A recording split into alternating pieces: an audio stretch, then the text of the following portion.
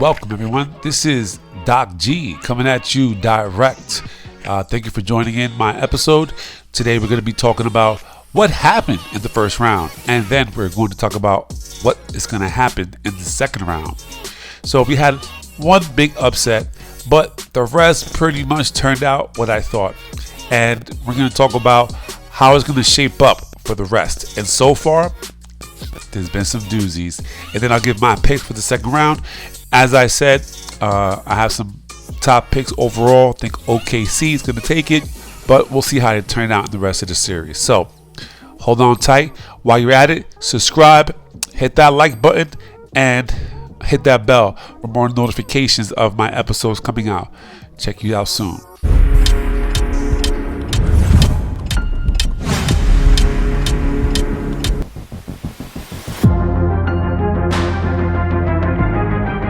Hi everyone, welcome. This is Doc G coming at you direct, and I hope you subscribe, hit that like button and notification bell so you can see the rest of my episodes coming out. So let's dive in. The first round, let's take a look at it. So pretty much we had the Clippers get eliminated by Denver. I pretty much thought it was going to 6-7 rounds. It turned out that way. Denver came back and won it. Kawhi wasn't enough. Harden wasn't enough. Like I said before, Harden and Kobe Bryant said it. This style of play, it won't win, right? With one player dominating the ball. Now when you have Chris Paul come back and you have more movement to the offense, where you move guys around, where you're harder to find. And Chris Paul's back, but you mean more in the... Yeah, because listen, if you take one player, you put him at the top of the key, or you put him on the wing, and you're running screen rolls, you're always in front of the defense.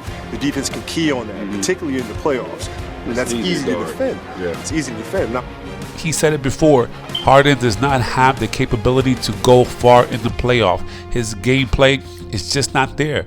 He doesn't have that long game playoff mentality. It just doesn't go that far. He needs to come prepared and play with the team that could cope with his style of play. His gameplay is for season or two, right? He could surprise some teams, but in the playoff where you're playing 1 game, 2 games, 3 games, 4 games with the same team, you know how you play, how you maneuver, and they'll double team you and they'll lock you down for the rest of the season. Denver was on him like back pockets on the tight pants. He couldn't get it off.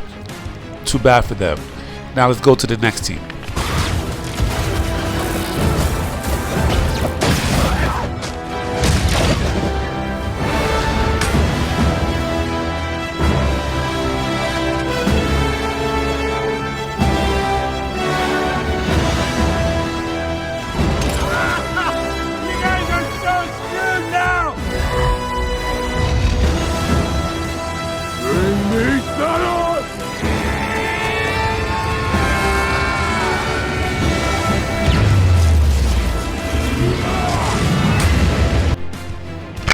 Woo! My Knicks stepped up big time. I love how they win. Finally, we got the Knicks in the semis, and they're playing good. But they're going up against Boston now. But like I said, Knicks was going to win, going to get past that team, and they did. Right? They did it in not surprising fashion. I pretty much knew that they were going to beat that team. So, good job, Knicks. Also, Golden State. Golden State did exactly what I expected of them. They're a championship team. Yes, they had Jimmy Butler, even though he is hurt, still had the Warriors that were stepping up and doing what they had to do to win. This next round, we're going to see what's up. All right, so we're going to look at the rest of the teams here going on. Let's go to the first round. So let me look at it right now. So I talked about OKC and how they swept right through the Grizzlies. It was not a match. I called it sweep.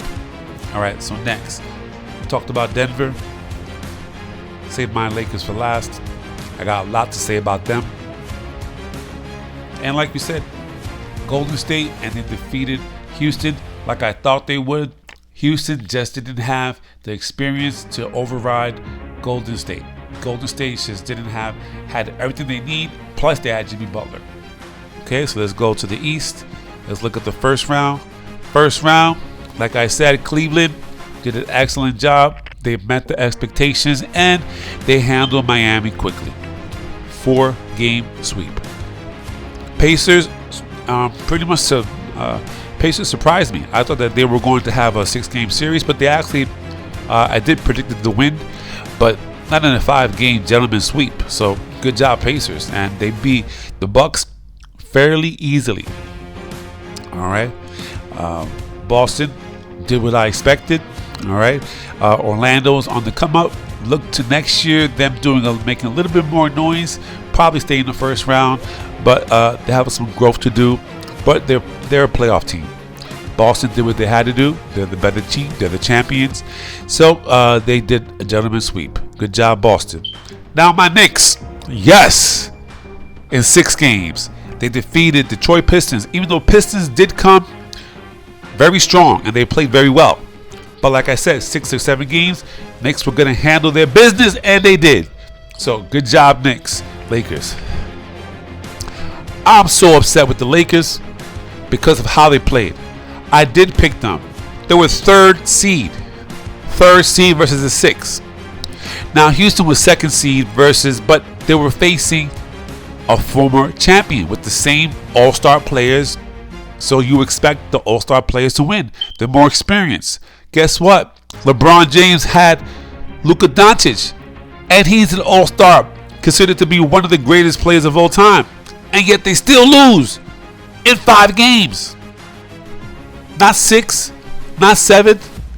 To me, my take is that I think after the first loss, LeBron James felt it. They didn't have what it takes to win. As a champion and as a winner, you know deep down in your heart, this team got it. Right? Just like Golden State knew, or we got Jimmy, or we can go far. They automatically knew. And I think LeBron James automatically knew we don't got it. So you can see in the play how there were some times that LeBron James just fell back and said, you know what, if we get close, then I'll start playing. Or if nobody plays, then I'll start playing. And that's what he did. And you saw that. In Game 2, they won. But the rest of the series, they were gone. The bench was non-existent. Right? There was nobody really playing hard. And that was disappointing. Very disappointing. In the season, in the off season, let's see what moves they make. But I don't think they're going to make much moves except to keep Luka Doncic. Just hearing around the mill is that, you know, he's the one. He's the main person. He's a franchise player. LeBron James is his decorative ornament. Luka Doncic, he's the main person. He's the franchise player. LeBron James is one of the best players on the team and the league, but he's not the central guy. That time has passed. So right now they're looking toward Luka Doncic and who they could build around him, which explains why they didn't make such big moves toward the end of the season besides Luka Doncic. They're looking toward the future. They're looking towards 3 to 4 or 5 years from now. They're looking towards filling up those seats when LeBron James, who has a player option, can decide, you know what, I want to move somewhere else, or you know what, I want to hang up my kicks. So either way, they're looking for some security in the future. All right, but that's disappointing for me because they had a team that was able to go far. Could they beat OKC? Nah, probably not. But nonetheless, I expected them to go a little bit farther than the first round. That was disappointing. Now, my predictions for the second round. Let's start with the West. So OKC, pretty much disappointing. So if you saw the first game, they lost in a heartbreaker against the Denver Nuggets. Denver Nuggets, good job. But I believe the OKC is going to go 6 or 7 games with this team. There's so much tenacity from Oklahoma City that I don't think you can take it away from them. They had a great season, they have great momentum, and they have the MVP on their team. Minnesota versus Golden State. This is going to be a tricky one. Minnesota, coming off that LA victory, is on fire. They're going to go and give Golden State a very hard time. This is the toss-up. Pretty much Golden State or Minnesota can take it. It all comes down to, again, who has the bigger heart. And if Jimmy Butler can come in and play full-time, I'm going to give it to Golden State. If not, Minnesota. So right now, since Golden State is kind of iffy, I'm going Minnesota all the way. Minnesota is going to go to the Western Conference Finals and face OKC. That's my predictions. I'm going to call Minnesota in 6 or 7 games, and I'm going to call OKC 6 or 7 games. Or let's make it more specific. OKC, 6 games, and Minnesota, we're going to say 7 games. Now let's go to the East. In the East, we have Cleveland versus Pacers. I'm sorry. I was originally going to say gentleman sweep or 4-game sweep, but since the Pacers already stole one, wow, Pacers looking good. I'm going to say it's going to be a 6-game series, and I'm going to give it to Cleveland. Cleveland is not going to bow out that easily. They're a team that has a lot of firepower, so expect them to come back in game 2 and win the rest, at least 3 in a row. All right, but Pacers did a great job. Halliburton is on fire as well. He has that youth, that tenacity. I love his swagger, the way he comes to the game, and he just knows how to play. Right, he has good heart. He has some skill, a lot of skill, and he's gonna bring his A game every day. So look for a 6-game series. I'm gonna say Cleveland in 6, and yeah, that's pretty much it for them. Let's go to my Knicks. New York, big city of dreams. All right. So Knicks versus Boston. So I love my Knicks. I want them to win, but unfortunately, Boston has a lot going for them. So if you notice, pretty much every team that I chose did take an L, but don't take that to heart. The other teams will come back. The other teams are the powerhouse. There was an upset game in each one of those series, but I guarantee you it would twist around. All right, Boston has what it takes. If the Knicks come hardcore, you know what? I'm gonna switch it up. I'm gonna say Knicks are gonna win in 7 games. Knicks going to the conference finals. What I saw last night, that changed my mind. Knicks going to the conference finals. They're gonna face Cleveland, and if Knicks play the cards right, they may go to the finals. Because the way they played last night was tremendous. If Karl Anthony Towns can come play with heart, that's the final piece, and they can go far. All right. So that's my picks for the games, for the playoffs. I hope you guys like it. Tuned in. Tell me what you think. Put the comment down below, and please subscribe. Let's do this live so I can get some of your requests, and we can have a conversation on a live time. And I could really call it live and direct with Doc G. Before I go, I want to talk about a comment that I heard that for the Luka Doncic, they're thinking about, does LeBron James have any responsibility to get him signed? The answer is a flat out no. Because why would you put that pressure on LeBron? And even if you did, we've seen it happen before with Westbrook.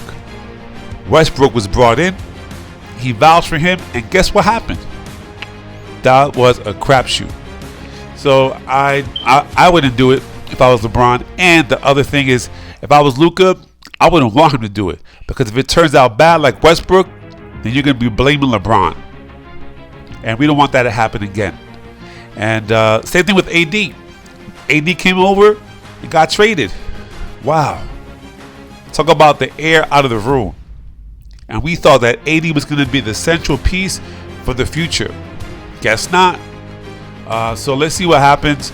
Hopefully he signs. If not, but I doubt it, they're going to put the money up front, let him get the money that he was supposed to get back in Dallas, and then he should be happy. Plus it's LA. Nice weather, beautiful skies. It's LA. If you have any thoughts about whether LeBron should really, vouch for Luka to stay, put the comment down below. Like, subscribe, hit that notification bell. All right? Much love and respect. All right, so the New York Mets are doing great. So far, they're number 1 in the East National League.